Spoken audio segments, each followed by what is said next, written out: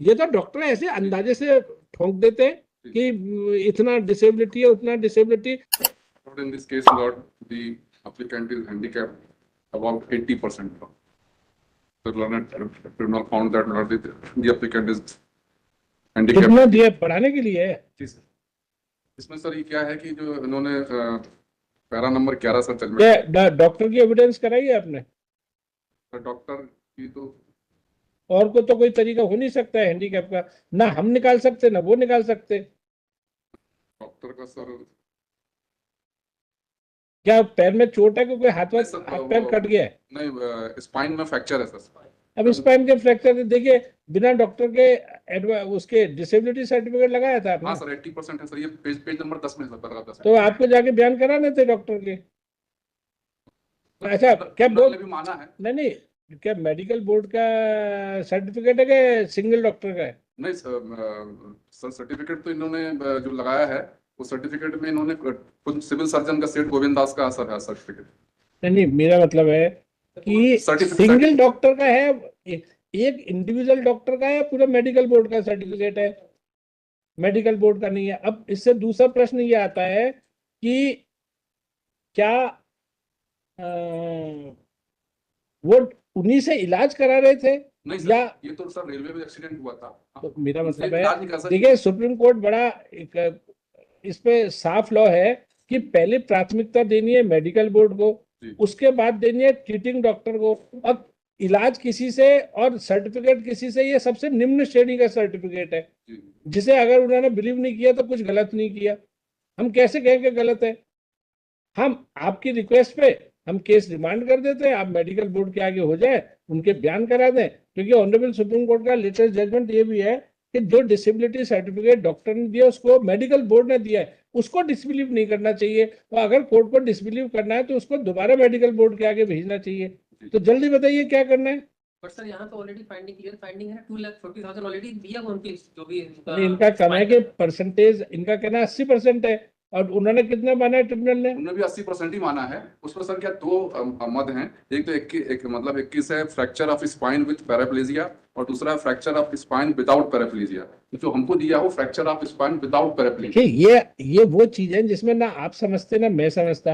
अब उसमें हम कैसे, स्ट्रक्चर ऑलरेडी गवर्नमेंट का बना हुआ है ना सर, अभी तो जो है दिया हुआ है इनको, अभी तो सर जो है वो जरूरत ही नहीं है। 1,20,000 है, अब वो बढ़ के 2,40,000 अभी जो नए तो रेट्रोस्पेक्टिवली थोड़ी लागू होगा वो। और सर ये जो है जो कोर्ट जो कंक्लूजन में पहुंची है कि 26 नंबर लागू होगा, 21 नहीं लागू होगा, ऐसा कोई रीजन उसने साइन नहीं। रीजन है सर, रीजन ऑर्डर है, आप देख लें इसको, देख लें सर। अब ये कैसे देखिए, क्लेम में तो थोड़ा समझ में आता है, इसमें वो एक चार्ट सा है।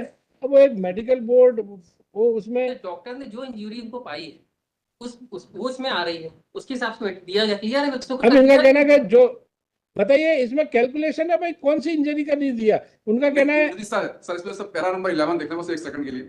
उसमें सर इन्होंने ये लिखा है कि आवेदक ने उपरोक्त क्षति के लिए इतना का दावा प्रस्तुत किया है। आवेदक उक्त राशि पाने का पात्र नहीं है। रेलवे दुर्घटना अधिनियम 1989 की धारा 129 के अधीन बने रेल दुर्घटना और अनपेक्षित प्रतिकर नियम 1990 के अनुसार आवेदक प्रतिकर पाने का पात्र है। आवेदक द्वारा दर्शाई गई और चिकित्सकीय दस्तावेजों से पुष्ट चोटें अनुसूची में दर्ज है। इस संबंध में नियमों की अनुसूची की मत संख्या 21 और 26 की प्रविष्टि निम्न प्रकार है। Fracture of spine with paraplegia, fracture of spine without paraplegia. आवेदक द्वारा प्रस्तुत चिकित्सीय दस्तावेजों से प्रमाणित नहीं है कि चोटें fracture of spine with paraplegia है, अतः मत संख्या 21 लागू नहीं। आप बताइए, जब डॉक्टर ने वो जो सर्टिफिकेट में है वो जज साहब ने उतार दिया ट्रिब्यूनल ने, जो है ट्रिब्यूनल इस कंक्लूजन में कैसे पहुंचे कि सर वो fracture of spine with paraplegia लागू नहीं होगा, और fracture of spine doctor report में कौन सा फ्रैक्चर बताया, बताओ है? डॉक्टर ने बताया 12th thoracic vertebral spine L1 and L2 fracture और 80% हैंडीकैप। तो अब ये बताओ, फिर वही वाली बात, लौट फिर के जहां से चले थे वहीं पर खड़े। क्या अब हम कैसे ये कहें, हम ये कैसे कहें कि वो ये कौन से फ्रैक्चर में आएगा? इसका मतलब आपको गवाही करानी पड़ेगी कि ये इन दोनों। डॉक्टर के एग्जामिन करा दिया, कहाँ करा रहे एग्जामिन? रिमांड करना पड़ेगा ना, जजमेंट सेट असाइड आपकी रिक्वेस्ट पे है ना। आपने पेमेंट ले लिया, अभी नहीं लिया? पेमेंट मिल गया। हाँ तो बस लो, ये लो 2005 का अवार्ड है। और फिर एक और बात है, अब अगर ये जजमेंट सेट असाइड करेंगे तो आपको पैसे जमा कराना पड़ेगा। ऑलरेडी पेमेंट हो चुकी। Payment on the basis of doctor report तो दिया गया है इनको। और ये 2005 का है। 2005 का सर कैसे अभी होगा डॉक्टर को, कैसे क्या करेगा कैसे? हाँ, 20 साल पहले का। या तो पैसा नहीं उठाया करे, अब पैसा उठा लिया है उसके बाद बढ़वाने के लिए अपील है, और आप बता ही नहीं पा रहे कि जब जो चीज सर्टिफिकेट में नहीं लिखी हम कैसे, मतलब आपको लिखवानी थी सर्टिफिकेट में, वो चीज लिखवा लेते सर्टिफिकेट में जिसमें आपको ज्यादा पैसा मिलता। इवन अदरवाइज न वो मेडिकल बोर्ड है न ट्रीटिंग डॉक्टर है। जो इनका पाएगा उसके हिसाब से दे भी दिया गया है इनको। हाँ, अब 20 साल पहले के केस में डॉक्टर कैसे उसका एग्जामिन करेंगे? वो अब शर्त यही होगी कि आप पैसे जमा कराएं, क्योंकि एनहांसमेंट का मतलब ये जो सर्टिफिकेट जो है वो जिला चिकित्सालय बोर्ड ने जारी किया सर, जिला चिकित्सालय मंडल विकलांगों के लिए विकलांगता प्रमाण पत्र, उसमें भी लिखा है सर कि 80% हैंडीकैप। अरे यार, जब उनका रेलवे डिपार्टमेंट का अपना एक चार्ट बना हुआ है, उन्होंने कहा कि ऐसे आसमान में ऐसे नहीं बोलो कि जैसे हमने पूछा आसमान में कितने तारे, बोले 80 करोड़ तारे।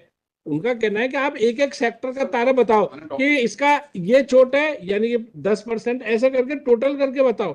ये तो डॉक्टर ऐसे अंदाजे से ठोंक देते हैं कि इतना डिसेबिलिटी है उतना डिसेबिलिटी, वो कभी अर्निंग कैपेसिटी से उसमें क्लेम केसेस में नहीं करते। इसमें सर ये जो है वकील साहब बहुत ज्यादा काम है यार, प्लीज जल्दी बताओ क्या करना है। आप पैसे जमा करा रहे हो, रिमांड कर दे या कैसे होगा बताओ? अगर पैसे नहीं होगा तो हम अतिरिक्त उसके लिए कैसे दोबारा नया आदेश पारित करने के लिए कैसे कहेंगे सिवाय पैसे जमा कराने के?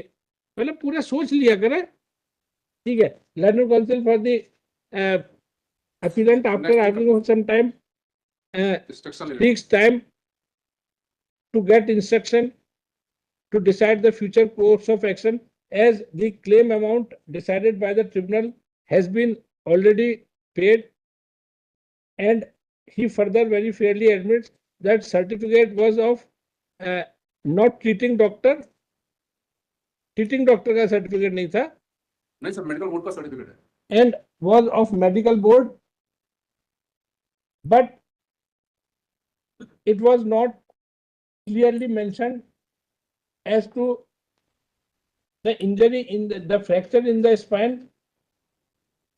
would fall into which category, meaning आपने दो तरह के फ्रैक्चर बताए थे ना, कौन से?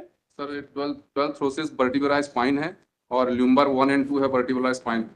अरे नहीं, वो कंपनसेशन का आपने दो चीजें। कंपनसेशन सर है fracture of spine with paraplegia, वो लिखो भाई, fracture of spine without paraplegia. हाँ, fracture of spine with paraplegia देख लेना भाई, और fracture of spine without paraplegia है ना। तो हमको जो दिया गया सब Therefore, case is adjourned.